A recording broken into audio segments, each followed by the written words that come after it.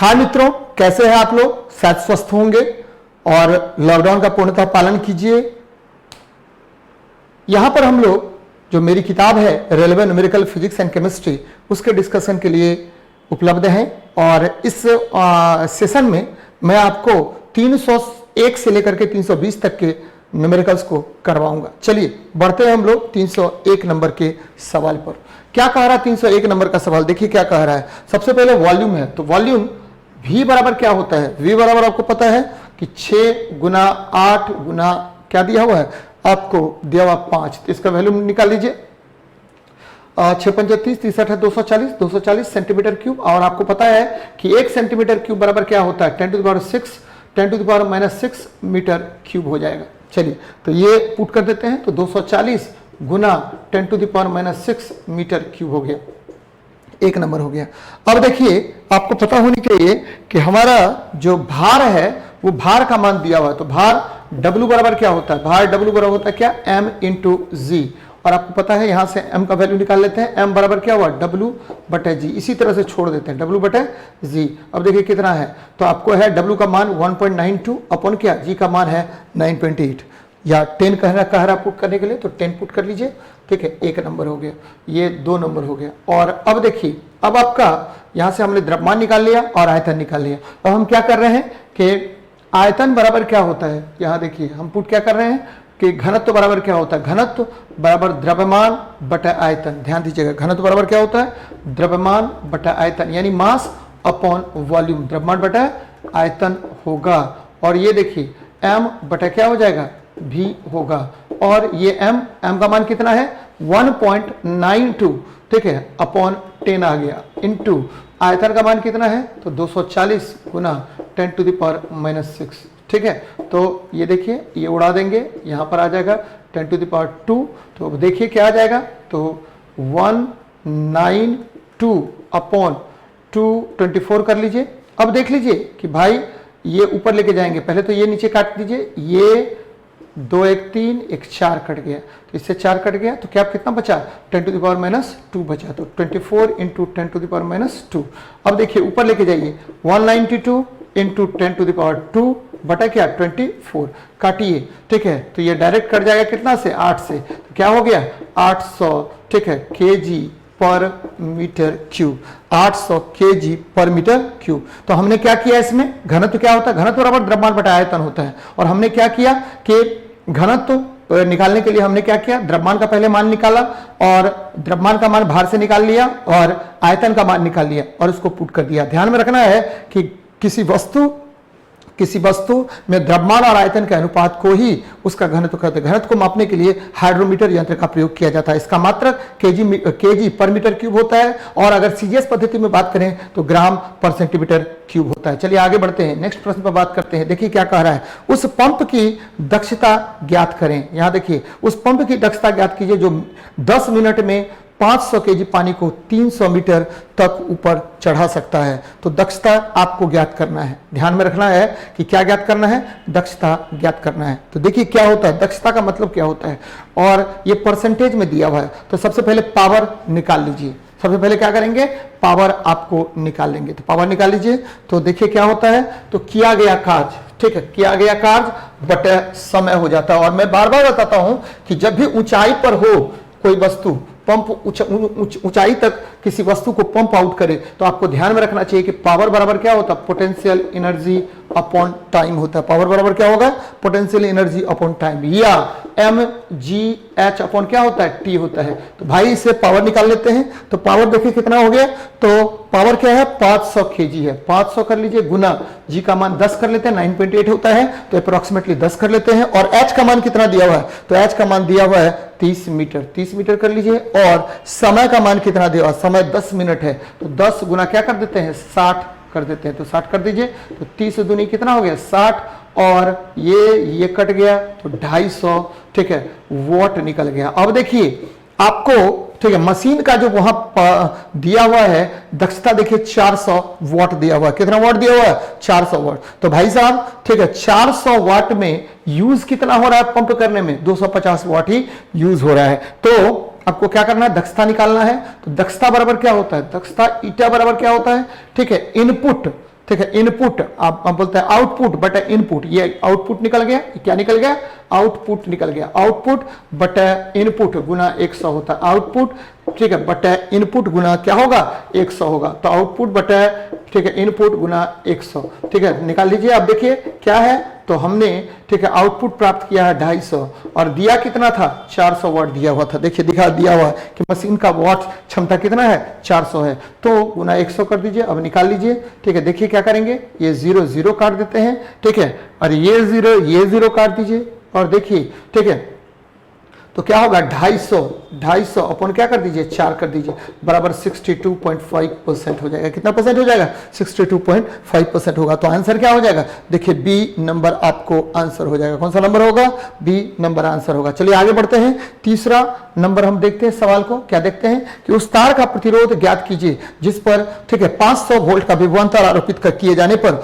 उसमें 5 milli ampere की धारा प्रवाहित होती है। तो कोई प्रॉब्लम नहीं है, आपको निकालना है, क्या निकालना है, तो हमको निकालना है आपका विभवांतर, ठीक है, विभवांतर दिया हुआ प्रतिरोध निकालना है। तो आपको पता है कि भी बराबर क्या होता है I इंटू आर होता है। ओम के नियम से आपको पता है कि यदि किसी चालक तार से धारा प्रवाहित हो तो दो बिंदु, चालक तार के दो बिंदुओं के बीच का विभवांतर उससे प्रवाहित धारा का क्या होता है समानुपाती होता है। तो इस इक्वेशन से देखिए हम निकालेंगे, क्या निकालेंगे, तो हमको निकालना है, किसका मान निकालना है, तो प्रतिरोध का मान निकालना, किलो ओम में निकालना है, ध्यान में रखना है। तो भी बटा क्या कर दीजिए I कर दीजिए। अब देखिए जी, ठीक है, क्या होता है, भी का वैल्यू दिया हुआ है, कितना दिया हुआ है 500 वोल्ट दिया हुआ है और क्या करना है आपको 5 मिली एम्पियर है, तो 5 मिली को कर दीजिए 10⁻³ एम्पियर। चलिए आगे बढ़ते हैं, तो इसको ऊपर लेके जाइए, ठीक है, ये हो गया 100 गुना 10⁻, कितना हो जाएगा 3 ऊपर हो जाएगा, ठीक है, 10⁻³ आपको निकल गया।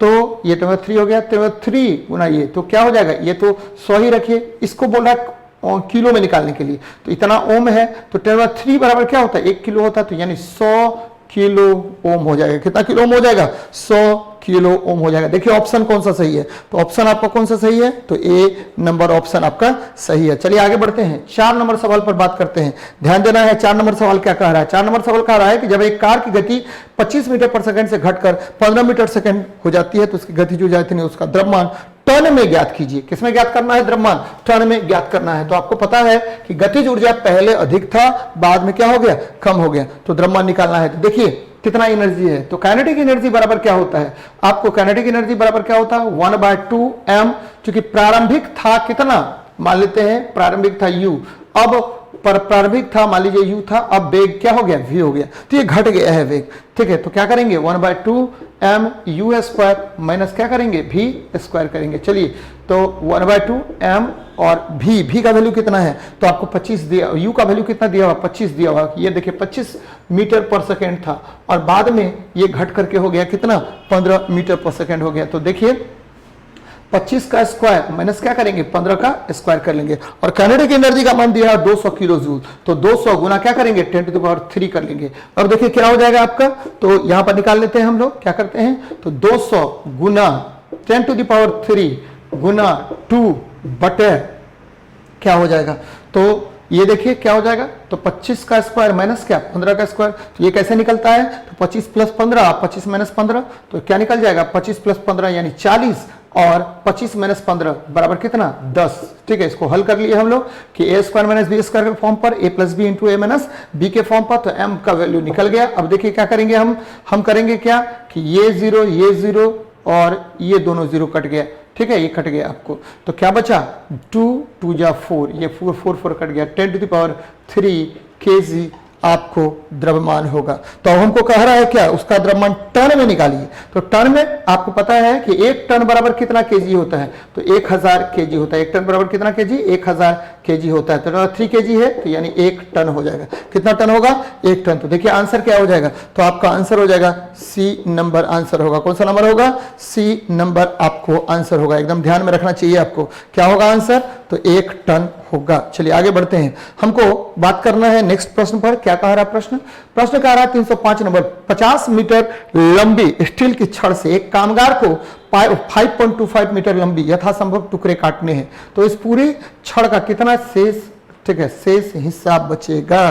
तो देखिए कितना है, तो स्टील की छड़ की लंबाई कितनी है 5 मीटर है और टुकड़े का लंबाई कितना है 5.25 मीटर है। तो हमको क्या करना है, आपका ये करना है। तो देखिए कैसे निकालते हैं हम।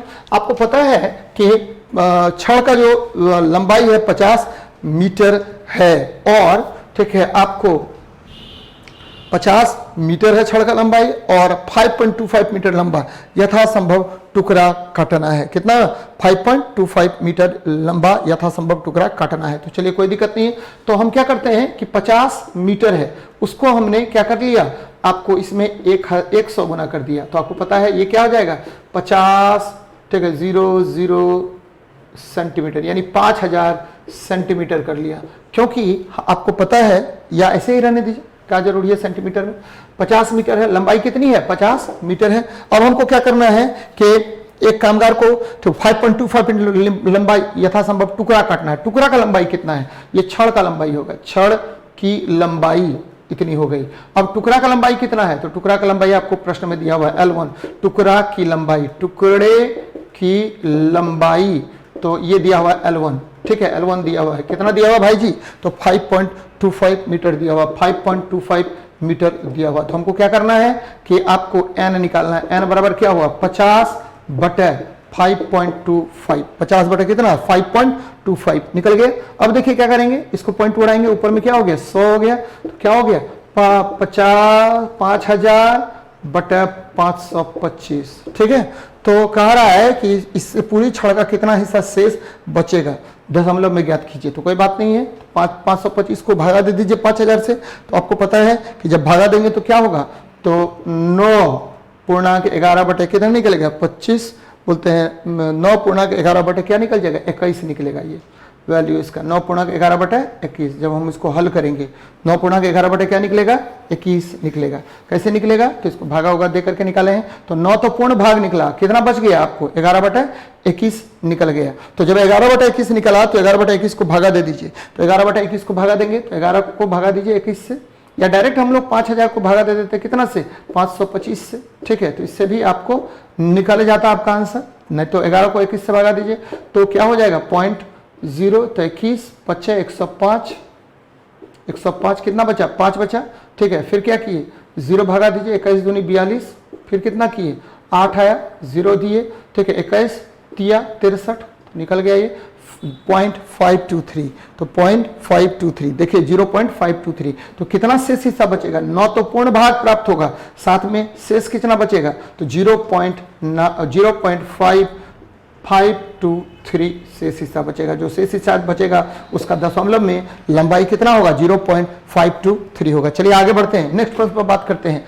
कह रहा है कि संकेत दिया हुआ है, क्या दिया हुआ है आपको एक संकेत दिया हुआ 2x/6, ठीक है।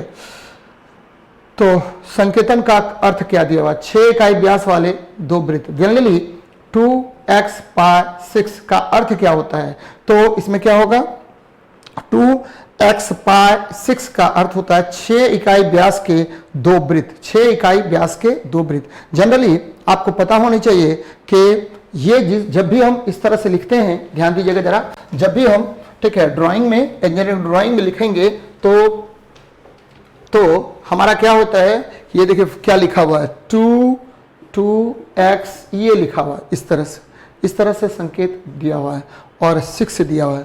तो क्या हुआ, तो 6 इकाई वाले, किस इकाई वाले 6 आपको इकाई व्यास के दो वृत्त है। इसका मतलब ही होता है कि 6 ये व्यास हो गया, ये क्या हो गया व्यास का सिंबल है। किसका सिंबल है, व्यास का सिंबल है। तो 6 इकाई वाले दो वृत्त, जब भी ठीक है इंजीनियरिंग ड्राइंग में लिखा जाएगा तो जितनी संख्या होगी उसको पहले और जितना होगा उसको बाद में लिखाया जाएगा। तो 6 इकाई व्यास वाले, इसका मतलब ही हो गया क्या 6 इकाई व्यास, ये 6 इकाई व्यास है। व्यास कितना 6 का कितना वृत्त है, तो 2 वृत्त है। तो इसको सिंबलाइज करते हैं हम लोग आपको किसमें, तो इंजीनियरिंग ड्राइंग में इसको सिंबलाइज करते हैं। चलिए आगे बढ़ते हैं, नेक्स्ट प्रश्न पर बात करते हैं। क्या कह रहा है कि एथिल अल्कोहल के संलयन की विशिष्ट गुप्त ऊष्मा इतनी है और उस स्थिति में 2.25 ग्राम एथिल अल्कोहल द्वारा अवशोषित ऊष्मा ज्ञात कीजिए जब उसके गलनांक -114 डिग्री सेल्सियस होता है। तो क्या दिया हुआ है, -114 डिग्री सेल्सियस दिया हुआ है। तो आपको पता है कि गुप्त उष्मा में तापमान में कोई परिवर्तन नहीं होता, एकदम ध्यान में रखिएगा। गुप्त उष्मा में तापमान नियत रहता है, गुप्त उष्मा में तापमान नियत रहता है। गुप्त उष्मा किसको कहते हैं, तो किसी वस्तु को, ठीक है, यदि उष्मा दिया जाए तो उसकी अवस्था में जो परिवर्तन होता है तापमान के नियत रहने पर, उस उष्मा को हम क्या कहते हैं, गुप्त उष्मा कहा जाता है। याद रखना है, गुप्त उष्मा क्या होता है कि किसी वस्तु को दी गई उष्मा की वह मात्रा जिसके कारण, ठीक है, तापमान के नियत रहने पर उसके अवस्था में परिवर्तन होता है। मान लीजिए ठोस है तो तापमान द्रव की अवस्था में भी उतना ही रहेगा, और लेकिन वह अवस्था बदल लेगा। ठोस द्रव में बदल जाएगा, द्रव ठोस में बदल जाएगा, या द्रव क्या होगा, आपको वाष्प में बदल जाएगा, लेकिन तापमान नियत रहेगा। यानी, ठीक है, नियत तापमान पर किसी वस्तु को दी गई उष्मा की वह मात्रा जिससे उसकी अवस्था में परिवर्तन होता है, उस उष्मा की मात्रा को हम क्या कहते हैं, गुप्त उष्मा कहते हैं। चलिए प्रश्न में क्या कह रहा है, प्रश्न में कह रहा है गुप्त उष्मा। तो आपको पता है गुप्त उष्मा में क्या होता है कि दी गई उष्मा समानुपाती होता है वस्तु के द्रव्यमान के, दी गई उष्मा समानुपाती होगा वस्तु के द्रव्यमान के, और Q बराबर क्या होता है, ml होता है। और देखिए m का मान कितना है, तो m का मान आपको दिया हुआ है, कितना दिया हुआ है, तो भाई m का मान, ठीक है, आपको 2.25 ग्राम दिया है, 2.25 कर लीजिए, गुना गुप्त उष्मा दिया हुआ है 100, ठीक है, 100 जूल पर ग्राम दिया हुआ है, तो 100 जूल पर ग्राम कर लीजिए, इसको गुना कर लेते हैं तो क्या हो जाएगा, 225 जूल हो जाएगा। क्या हो जाएगा, 225 जूल होगा। आपको समझ में आ रहा होगा कि ये जो ग्राम में है और ये जूल पर ग्राम में है, जूल पर ग्राम में है, तो दोनों का यूनिट कट गया, तो क्या बचा, जूल, जूल केवल बच गया। तो आपको गुप्त उष्मा का जो यूनिट होता है वो क्या होता है, तो गुप्त उष्मा का यूनिट होता है जूल पर केजी या कैलोरी पर ग्राम, जिसमें भी लिखना चाहे आप लिख सकते हैं। चलिए आगे बढ़ते हैं। ध्यान में रखना है कि गुप्त उष्मा में तापमान हमेशा क्या होता है, नियत होता है। चलिए, मूर का नियम इंटेल के सह संस्थापक गार्डन मूर द्वारा दिया गया था, और यह ध्यान में रखना है कि मूर के नियम के अनुसार प्रति आपको ध्यान में रखना है कि प्रति चिप की संख्या है, आपको प्रति महीने में क्या होता है, हर महीने में आपको हर 12 महीने में क्या होता है, दुगुना हो जाता है। मान लीजिए कि अभी चिप क्या होता है कि आपको सेमीकंडक्टर डिवाइसेस पर जो डोपिंग की जाती है उसके कारण जो चिप का निर्माण होता है, उस चिप के बारे में हम लोग बात कर रहे हैं। और मूर के अनुसार, ठीक है, कि ये जो चिप होता है, चिप की जो संख्या होती है, ठीक है, प्रति 12 महीने पर क्या होगा, दुगुना हो जाएगा।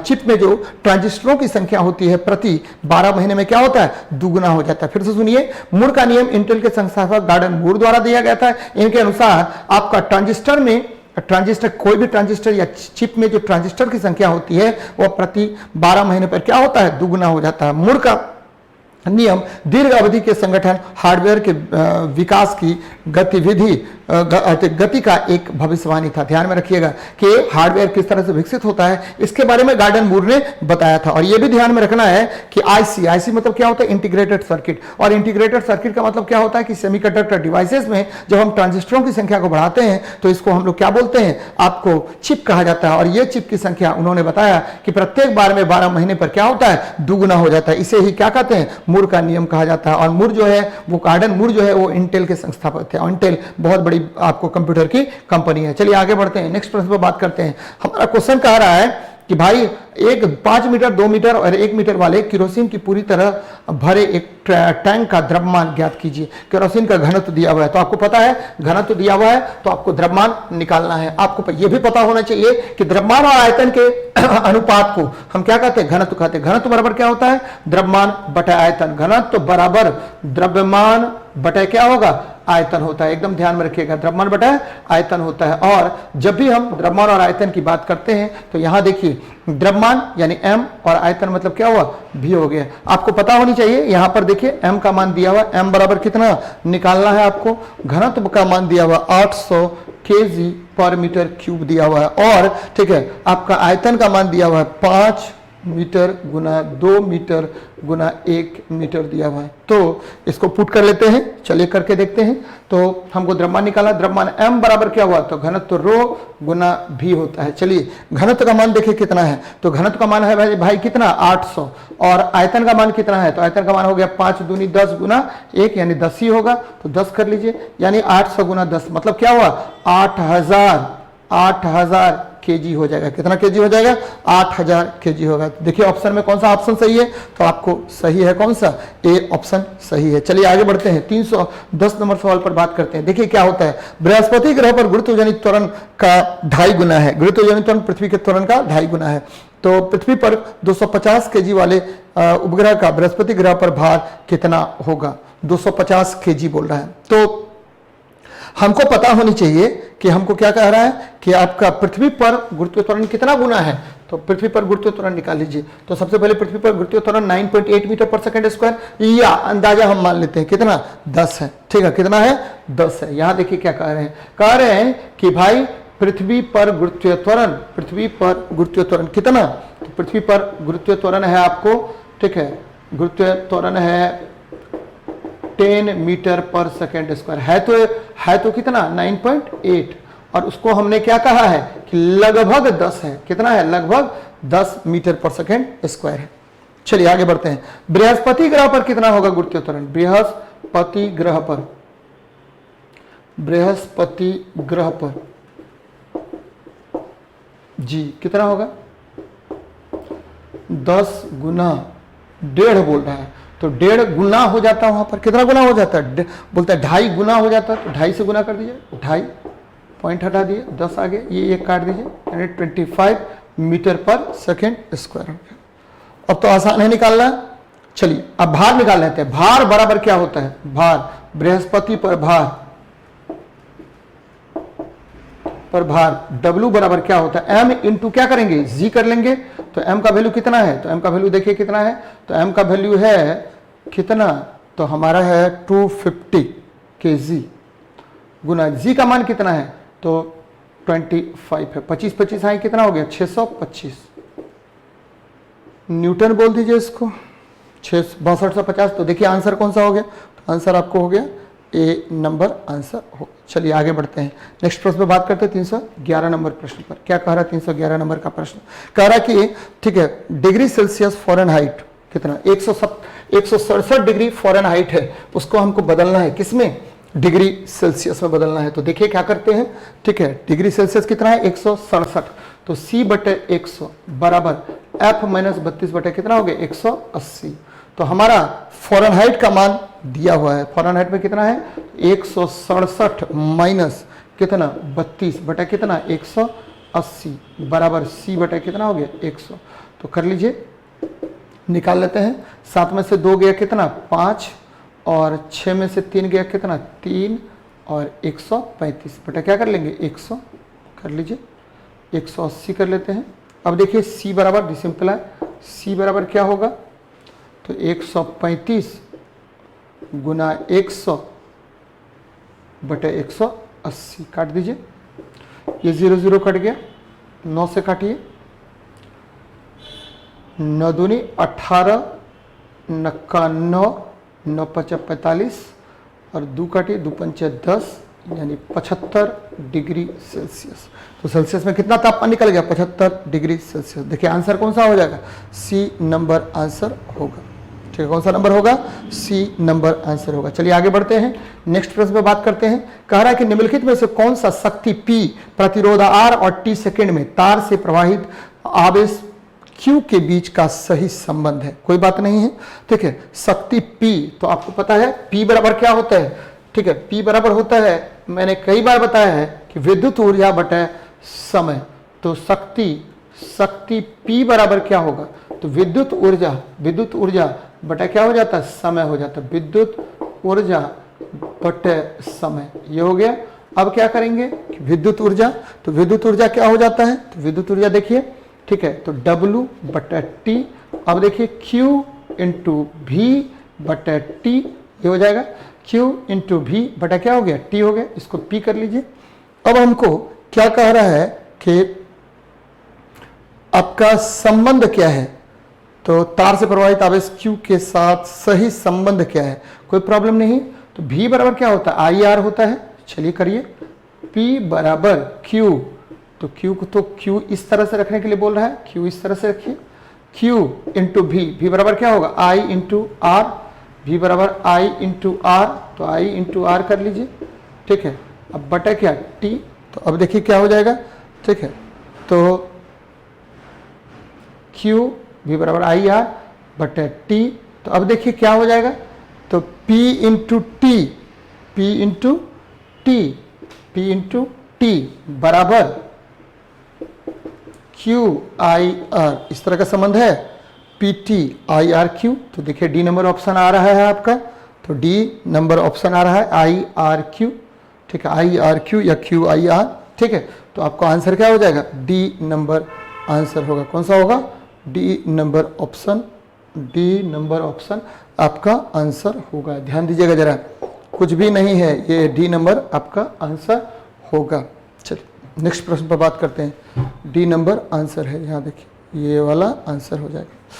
चलिए 313 नंबर सवाल देखते हैं, क्या कह रहा है। कह रहा है कि 200 ग्राम भार वाले लोहे के टुकड़े पर उष्मा 30 डिग्री सेल्सियस से बढ़ाकर 60 डिग्री सेल्सियस की जाती है, तो टुकड़े पर कितनी उष्मा स्थानांतरित की गई थी यदि लोहे की विशिष्ट उष्मा 450 जूल पर केजी केल्विन हो। तो ध्यान दीजिएगा जरा, आसान प्रश्न है। क्या करते हैं, आपको पता है कि 250 ग्राम लोहे के टुकड़े का तापमान बढ़ा रहे हैं, दिया हुआ है, तो उष्मा निकालने के लिए बोल रहा है। तो Q बराबर क्या होता है, CM डेल्टा T। ध्यान दीजिए Q बराबर क्या होगा, CM delta T, CM delta T। तो C क्या होता है, विशिष्ट उष्मा, M क्या है, द्रव्यमान है, और डेल्टा T क्या है, आपको तापांतर है। तो यहाँ पर क्या क्या मान दिया हुआ है, तो 450 दिया हुआ है C का मान। फिर देखिए क्या मान दिया हुआ है, ठीक है, तो द्रव्यमान दिया हुआ 200 ग्राम, तो 200 ग्राम रहने दीजिए, गुना क्या कर देते हैं, 200 ग्राम को केजी में बदल लीजिए। किस में बदल लीजिए, केजी में बदल लेते हैं, तो केजी में बदल लीजिए, गुना 10⁻³ डेल्टा टी। तो डेल्टा टी दिया हुआ है, कितना दिया हुआ है, डेल्टा टी बराबर 60 में से 30 को घटा दीजिए, बराबर 30 हो गया। तो 30 पुट कर देते हैं यहाँ पर, तो निकाल लेते हैं। अब देखिए क्या हो जाएगा, ये जीरो, ये जीरो, ये जीरो, ये कट गया, तो 3 दूनी 6, 6 से गुना कीजिए, 6 जीरो जा जीरो, 6 जीरो जा जीरो, ठीक है, और 6 पंजा 30 का जीरो, हाथ में कितना बचा, 3, 6 चौके 24, 3 27, यानी 2700 जूल हो जाएगा आंसर। तो देखिए फिर आ जाएगा डी नंबर आंसर। कौन सा आएगा, डी नंबर आपको आंसर आ गया।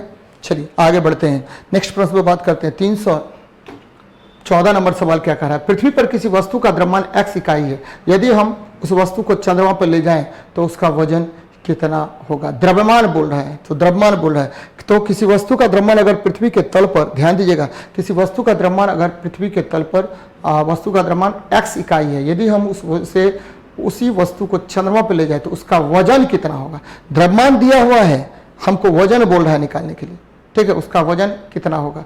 तो ध्यान दीजिएगा कि द्रव्यमान हमेशा बदलता नहीं है, कभी भी द्रव्यमान बदलेगा नहीं, ध्यान से सुनिएगा, ठीक है, कि हर जगह द्रव्यमान का मान क्या होगा, बराबर होगा। हर जगह द्रव्यमान का मान क्या होगा, बराबर होगा। द्रव्यमान का मान कभी भी बदलता नहीं है, जब भी द्रव्यमान होगा तो हर जगह द्रव्यमान का मान क्या होगा, समान होता है। तो यहाँ क्या हो जाएगा, x के बराबर होगा। अगर यहाँ भार बोलता निकालने के लिए, तो भार का मान निश्चित रूप से चंद्रमा पर घट जाता है, लेकिन द्रव्यमान कभी बदलता नहीं। याद रखिएगा, किसी वस्तु में जो पदार्थ की मात्रा होती है उसे उस वस्तु का द्रव्यमान कहते हैं, और द्रव्यमान का मान कभी भी बदलता नहीं है। लेकिन भार अगर रहता तो भार W बराबर क्या होता है, m × g होता है। और अगर इसको चंद्रमा के तल पर ले जाते तो चंद्रमा के तल पर गुरुत्वीय त्वरण का मान 1/6 हो जाता, तो वहां भार का मान क्या हो जाता, घट जाता। चलिए आगे बढ़ते हैं, नेक्स्ट प्रश्न पर बात करते हैं। कह रहा है कि दो प्रतिरोधक 12 ओम और 24 ओम को जोड़ा जाता है, इस संयोजन से 22 ओम प्रतिरोधक और 12 वोल्ट के साथ श्रृंखला में जोड़ा जाता है। तो हमको क्या निकालना है, आपको समतुल्य प्रतिरोध निकालना है। कोई प्रॉब्लम नहीं है। तो देखिए क्या कह रहा है कि 12 ओम प्रतिरोधक से धारा कितना प्रवाहित हो रहा है। तो ये देखिए, ये आपका आ गया, कितना ओम है भाई, तो 12 ओम है। फिर इससे कितना ओम जुड़ा हुआ है, तो भाई साहब इससे ओम जुड़ा हुआ है कितना, 24 ओम, ठीक है। कई बार इसको हम लोग बना चुके हैं इस बुक में। चलिए ये देखिए, इससे जुड़ा हुआ है कितना, 22 ओम जुड़ा हुआ है, कोई प्रॉब्लम नहीं है। और यहाँ पर आपको पैनल के साथ में, पूरा के साथ में हमको जोड़ दिए हैं कितना वोल्ट बैटरी से, तो 12 वोल्ट बैटरी से, कोई प्रॉब्लम नहीं है। अब आपको निकालना क्या है, हमको निकालना है धारा, इसमें किसमें, 12 ओम में धारा निकालना है, कोई प्रॉब्लम नहीं। सबसे पहले क्या करते हैं हम लोग, समतुल्य प्रतिरोध निकाल लेते हैं, R इक्विवेलेंट। तो ये देखिए ये पैरेलल में है, तो हमने आपको पैरेलल में निकालने के लिए क्या बताया है कि 12 × 24 प्लस 12 + 24, ये निकालने के लिए बताया, प्लस 22 कर दीजिए। अब देखिए 12 × 24 तो बटा 36 हो जाएगा, 12 गुना 24/36 करिए, ठीक है। तो 12 तिया 36, 3 8 24 प्लस क्या कर दीजिए 22 कर दीजिए। तो 8 + 22 कितना हो गया 30 ओम निकल गया। आपको प्रतिरोध निकल गया कितना, समतुल्य प्रतिरोध 30 ओम। तो आई इक्विवेलेंट, ठीक है, आई इक्विवेलेंट कितना निकलेगा, ठीक है, समतुल्य धारा कितना निकलेगा, तो V बटा क्या होता है R हो जाएगा। तो देखिए R इक्विवेलेंट कर लीजिए, V का वैल्यू कितना है 12 वोल्ट है, कितना है 12 वोल्ट है, गुना अब बटा क्या हो जाएगा आपको 30 ओम हो जाएगा। तो करिए, ठीक है, 6 दूनी 12, 6 पंचे 30, यानी क्या हो जाएगा 0.4 एम्पियर। कितना एम्पियर 0.4 एम्पियर हो गया, ठीक है। चलिए कोई प्रॉब्लम नहीं है। अब इसमें धारा निकालना, हमने बताया है कि जिसमें धारा निकालना हो तो उसके बाद वाला जो समांतर क्रम में दिया हुआ परिपथ उसका क्या लेंगे, प्रतिरोध लेंगे। प्रतिरोध ले लीजिए, कितना ओम है नीचे में, तो 24 ओम है, गुना ऊपर वाले से कोई मतलब नहीं है, बटा क्या कर दीजिए कुल प्रतिरोध। तो 12 + 24 कितना हो गया 36, और गुना क्या करना पड़ेगा आपको, जितना इक्विवेलेंट धारा है आई इक्विवेलेंट निकाल लीजिए।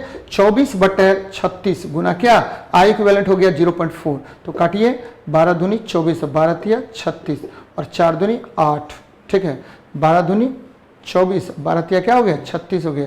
तो 4 दूनी 8, 0.8 बटा कितना 3, 0.8 बटा कितना हो गया 3 एम्पियर। तो इसको उड़ाते हैं, तो यहाँ देखिए ये उड़ाए तो यहाँ कितना हो गया 10 हो गया। तो करिए, ठीक है, 4 दूनी 8, 4 पंच बोलते 2 चौके 8 और 2 पंच 10, यानी 4/15 एम्पियर धारा होगा। तो इस फॉर्म में दिया हुआ है, इसीलिए हम इस फॉर्म में बनाए 4/15 एम्पियर। तो क्या होगा आंसर आपको, फिर से सुनिए क्या किया मैंने, बार बार मैं बताता हूं कि जिसका निकालना है उसका प्रतिरोध नहीं लेंगे, ठीक है, वो प्रतिरोध नहीं लेंगे, जो बाद वाला आपको समानांतर क्रम में जुड़ा हुआ है उसका प्रतिरोध लेकर के तब जाके धारा निकालेंगे। और ठीक है, ऐसे भी ध्यान में रखना है कि यहां पर धारा बट रहा है, धारा क्या हो रहा है बट रहा है। ये जो है आई इक्विवेलेंट बट करके I1 प्लस क्या हो जाएगा I2 हो जाएगा। तो इसके आधार पर हम लोग निकालते हैं। चलिए नेक्स्ट प्रश्न पर हम लोग बात करते हैं, ठीक है। 316 नंबर प्रश्न देखिए क्या कह रहा है। 316 नंबर प्रश्न क्या कह रहा है, कह रहा है कि भाई साहब 1 kg वजन वाले गेंद की गति को इतना से इतना बढ़ाकर किया जाता है तो आवश्यक कार्य क्या होगा। तो आपको पता है वर्क एनर्जी थ्योरम से किया गया कार्य, ठीक है, आपको किया गया कार्य गतिज ऊर्जा में परिवर्तन के क्या होता है बराबर होता है। तो किया गया कार्य गतिज ऊर्जा में परिवर्तन के क्या होगा बराबर होगा। तो W बराबर क्या हो जाएगा कि कार्य बराबर, ठीक है, आपको गतिज ऊर्जा में परिवर्तन के यह बराबर होगा। चलिए ठीक है, तो क्या हो जाएगा 1/2m और v² माइनस क्या करेंगे u² कर लेंगे, कोई प्रॉब्लम नहीं है। चलिए कितना द्रव्यमान है भाई 1/2 गुना द्रव्यमान है 1 kg और ठीक है वेग कितना है, तो 4 का स्क्वायर माइनस क्या कर दीजिए 2 का स्क्वायर कर दीजिए, 4 का स्क्वायर माइनस 2 का स्क्वायर कर देंगे। तो 1/2 गुना, ठीक है, अब देखिए 4 + 2 और 4 - 2 निकाल लीजिए इसको, 1/2 गुना 6 गुना क्या 2, तो काट दीजिए कितना हो गया 6 जूल हो जाएगा। कितना एनर्जी हो जाएगा 6 जूल। तो ऑप्शन देखिए कौन सा होगा, तो 316 का ए नंबर ऑप्शन हो जाएगा। कौन सा होगा ए नंबर आंसर हो जाएगा। चलिए आगे बढ़ते हैं, 317 नंबर सवाल देखते हैं क्या कर रहा है। 2 प्रतिरोधक 2 ओम और 6 ओम, ठीक है, श्रृंखलाबद्ध क्रम में जुड़ा हुआ है। तो बैटरी द्वारा सर्विस पावर ज्ञात कीजिए। कोई प्रॉब्लम नहीं है, पावर आपको ज्ञात करना है। क्या ज्ञात करना है, पावर ज्ञात करना है। 1 सेकंड में निकल जाएगा सवाल। सबसे पहले ठीक है सीरीज में जुड़ा हुआ है तो R इक्विवेलेंट निकाल लीजिए। तो 2 + 4 बराबर कितना होगा 6 ओम हो जाएगा। कितना हो जाएगा 6 ओम हो जाएगा। और पावर P बराबर क्या होता है v² अपन क्या हो जाएगा R इक्विवेलेंट हो जाएगा। तो V का वैल्यू देखिए कितना है 12 वोल्ट है, 2 + 6 है भाई, 2 + 6 ये क्या हो गया 8 ओम आ गया। तो v² बटा क्या R इक्विवेलेंट, तो R इक्विवेलेंट कितना है, तो भी है 12, तो 12 गुना 12 कर दीजिए और बटा क्या कर देते हैं 8 कर देते हैं। 4 दूनी 8, 4 तिया 12, 2 छके 12, 6 तिरी 18 वाट आ जाएगा। तो देखिए कौन सा आंसर हो जाएगा, तो आपको बी नंबर आंसर हो जाएगा। एकदम ध्यान में रखिएगा कि हमने क्या किया, सबसे पहले R इक्विवेलेंट निकाल लिया, क्योंकि सीरीज में है तो सीरीज में प्रतिरोध क्या होता है हमेशा जुड़ता है, R1 प्लस क्या हो जाएगा R2 हो जाएगा। और दोनों को जोड़ करके हमने 2 + 6 बराबर क्या किया 8 ओम निकाल लिया। और उसके बाद P बराबर क्या होता है v² R होता है, तो उसके आधार पर हमने निकाल लिया। चलिए आगे बढ़ते हैं, नेक्स्ट 318 नंबर सवाल पर बात करते हैं। क्या है 318, किसी भार को स्थानांतरित करने के लिए किया गया प्रयास 15 यूनिट है। मशीन द्वारा किया गया कार्य, ठीक है, 3 है, तो भार ज्ञात कीजिए। मशीन द्वारा किया गया कार्य कितना है? हाँ, क्या है आपको मशीन द्वारा कार्य किया गया कितना है, तो ये है, तो भार ज्ञात करना है। तो यांत्रिक लाभ पहले निकाल लेते हैं। देखिए यांत्रिक लाभ क्या होता है।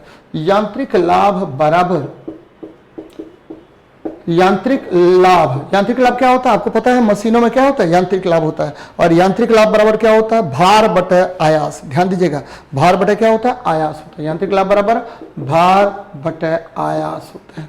और इस प्रश्न में देखिए, ठीक है, हमने प्रयास कितना 15 यूनिट और मशीन द्वारा किया गया कार्य कितना है, तो यांत्रिक लाभ आपको, ठीक है, या भार आपको निकालना है और यांत्रिक लाभ या मशीन द्वारा किया गया कार्य दिया हुआ है। यांत्रिक लाभ या मशीन द्वारा किया गया कार्य आपको उसका मान दिया हुआ, मशीन द्वारा किया गया कार्य दिया हुआ है। तो अब निकाल लेते हैं, किया गया कार्य आपका यहां दिया गया है, तो हमको निकालना भार। तो भार बराबर क्या हो जाएगा? यांत्रिक लाभ मैकेनिकल एडवांटेज गुना क्या करते हैं? आयास कर लेते हैं। तो क्या हो जाएगा? मैकेनिकल एडवांटेज देखिए यहां पर कितना है, तो 3 है, और आयास कितना है, तो 15 है। तो क्या हो जाएगा? 15 तिया 45, यानी कितना भार होगा, तो 45 यूनिट हो जाएगा। कितना यूनिट होगा? 45 यूनिट होगा। ध्यान में रखना है कि यांत्रिक लाभ बराबर क्या होता है? भार बटे आयास होता है, और इसे ही मशीन द्वारा किया गया कार्य भी कहा जाता है। ध्यान में रखना है। चलिए आगे बढ़ते हैं। मशीन द्वारा किया गया कार्य भी कहा जाता है। आगे बढ़ते हैं। 319 नंबर सवाल देखिए, कह रहा है कि किसी पदार्थ के मोलर विशिष्ट ऊष्मा की क्षमता ज्ञात कीजिए। तो जब भी मोलर विशिष्ट ऊष्मा की बात करेगा, तो मोलर विशिष्ट ऊष्मा की बात करेगा, तो आपको पता है C बराबर होता है, C बराबर क्या करेंगे, तो C बराबर क्या होता है, तो QM डेल्टा T होता है। यहां देखिए, ठीक है, Q बराबर क्या होता है? CM delta T। मैंने बहुत बार सवाल में यूज किया है इसको। अब आपको हमको निकालना है क्या, कि मोलर विशिष्ट ऊष्मा। कौन सा विशिष्ट ऊष्मा?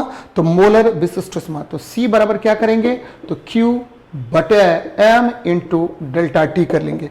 अब इसको मोलर में लिखना है। कैसे, किस में लिखना है? मोलर में। तो मोलर में लिखने का क्या मतलब होता है कि M, ठीक है, N इंटू M, यानी ये मोलर मास हो गया, और इसको जनरली म्यू द्वारा सूचित करते हैं। यानी म्यू बराबर मोलर, ठीक है, मोलर द्रव्यमान बराबर क्या? N इंटू एम होता है। N इंटू क्या होता है? M होता है। तो यहां देखिए N इंटू एम, तो क्या कर लेंगे? N इंटू एम को क्या करते हैं? 1/म्यू कर लेते हैं, म्यू कर लीजिए, और ठीक है इंटू Q बटे डेल्टा T, ये हो जाएगा आपको क्या? विशिष्ट मोलर विशिष्ट ऊष्मा। कौन सा ऊष्मा?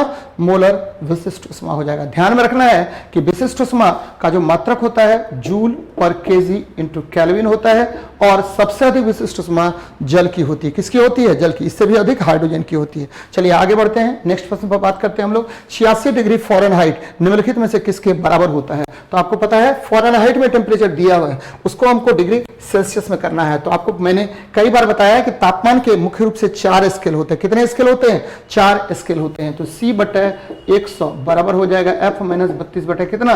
180, और C का मान निकालना है, तो कर दीजिए 20 पंचा 100, 20 नमा 80 से C बराबर 5 इंटू F का मान देखिए यहां से कितना है, तो 86 है, तो 86 माइनस 32, अब बट्टा क्या हो गया?